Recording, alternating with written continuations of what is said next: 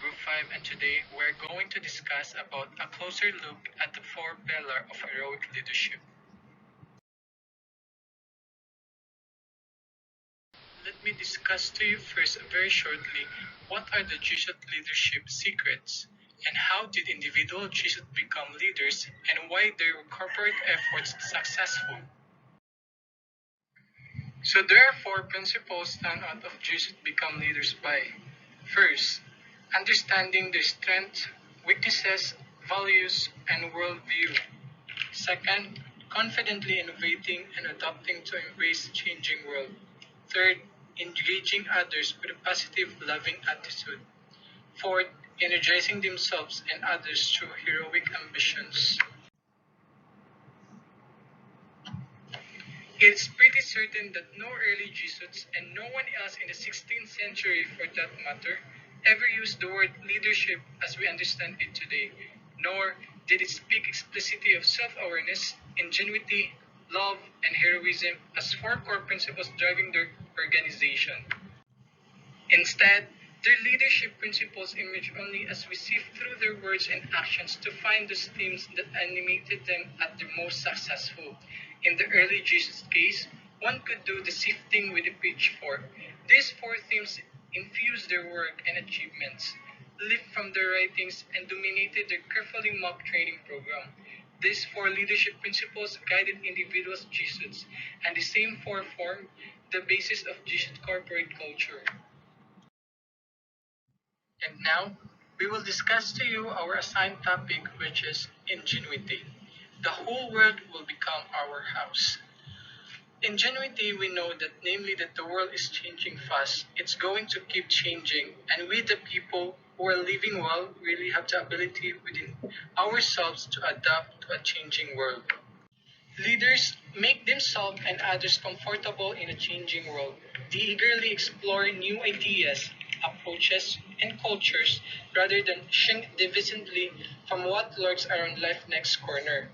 Anchored by non negotiable principles and values, they cultivate the indifference that allows them to adapt confidently.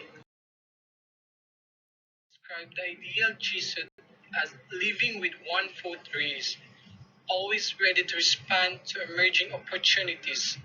Self awareness is key to successfully living with one foot raised.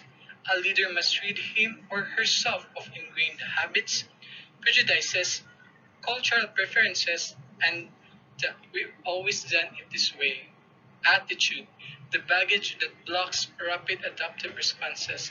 Of course, not everything is discardable baggage. Core beliefs and values are non negotiable. The centering anchor that allows for purposeful change as opposed to aimless drifting on shifting currents.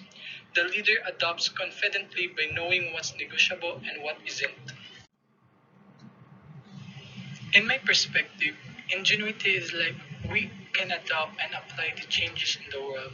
As everyone said, the only constant here is change. We should always reinventing ourselves in every changes in the world so that we could cope up on the new trends or whatsoever. We live in this mode of constant reinvention. At the end of the day, what we are trying to do here is to make people comfortable with the idea of being uncomfortable.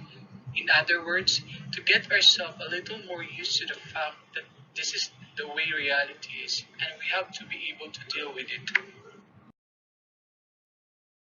Our generation has been designed by seemingly unending change. So our generation has been dizzy by seemingly unending change. When we say unending change, the continuing act or instance of making or becoming different. Within the last 50 years, a handful of humans has stood on the moon. The earthbound majority learned to email friends. The early Jesuits faced equally profound changes. Voyages of discovery had more than tripled the size of the settled world then known to Europeans. Asia and the Americas had begun to appear on the world map. The European version of the world map that is first in sketchy outline but with increasing definition over the early decades of the 16th century. In Europe, a Protestant Reformation sparked by Martin Luther had in one generation ended Roman Catholicism monolithic domination of Christendom, winning broad support for new religious ideas and practices. The reformers helped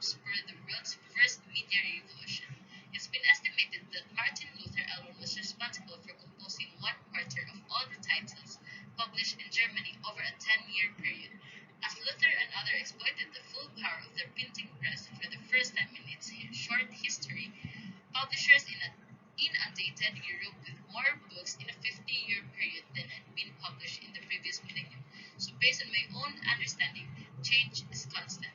In any aspects, there will always be a change. Just like the European version world map. Before, it's just a sketchy outline, but today, most of the world map that we've seen are now colorful and very attractive.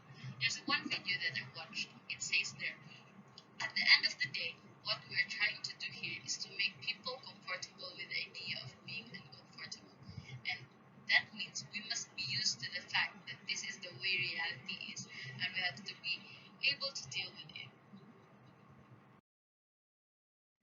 The Vatican hierarchy vacillated between deer in the headlights paralysis and defensive overreaction to the roiling environment, and they communicated to the descendant monk, which means he objected to the official policy. So they gave him a platform to rally or to relay the message, and which they supported him. Then Martin Luther and others swamped Europe with books and pamphlets outlining their approved message. The Vatican sputtered in its efforts to stop unwelcome changes, while Loyola also wants a change and to be headlong in making a change in this world for the better. In Europe, Vatican officials criticize vernacular Bibles and prayer books that are used by the Protestant worship because they are using their own language or their vernacular.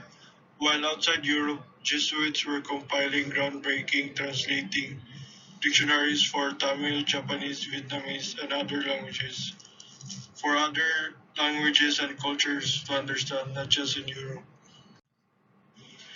So while the institutional church wasted nearly a decade in preparations for the Council of Trent, where they would shock strategic responses to the Protestant threat, still the Jesuits pursued their strategic agenda with greater speed and urgency.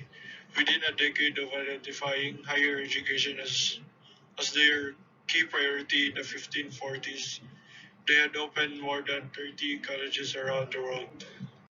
In addition to my understanding, we, the leaders of tomorrow, we should use our capabilities in helping and making a change in the world, a change that can make our world better. Also, we should be helping each other and be united because the change that you can make is for your own and everybody's sake for good. No one should be superior among others, for we are created by God equally.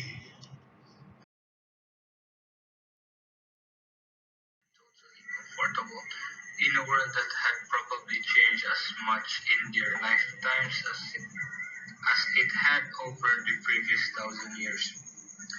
Jesuits prized personal and corporate agility.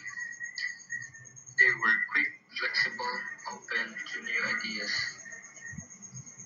As what I understand, the Jesuits are essential about their dynamic capability and how to respond to situations in a timely, innovative, and sustainable way when they need to. And they provide cooperation with the ability to deliver fast and respond quickly. The same set of tools and practices that fostered self-awareness. Loyola's spiritual exercises also instilled indifference, which means the trait of lacking interest on things. The Jesuits don't have that mindset. Freedom from attachments to places and possessions, which could result in inappropriate resistance to movement or change. The living with one foot raised message was reformed constantly.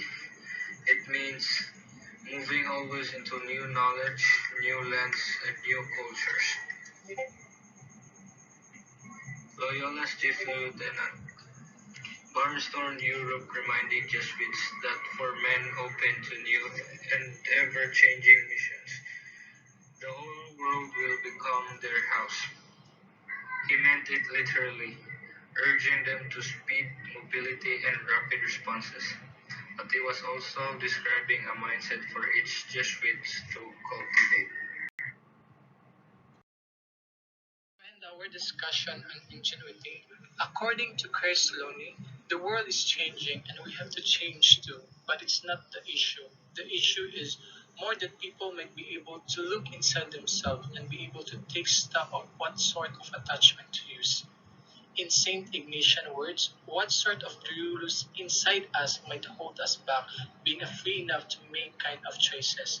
Thank you for listening and good day.